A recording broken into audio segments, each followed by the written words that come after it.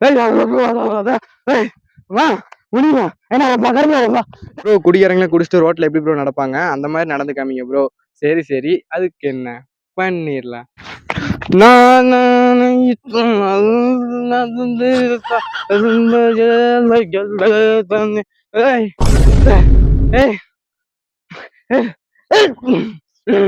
பார்த்தாலும் அடிச்சு போவேன். ஓந்த சம்பளம் தர மாட்டீங்கன்னா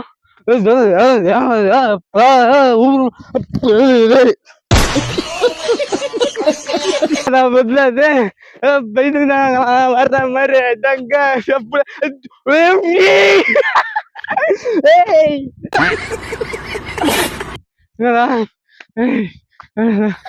பொண்டாது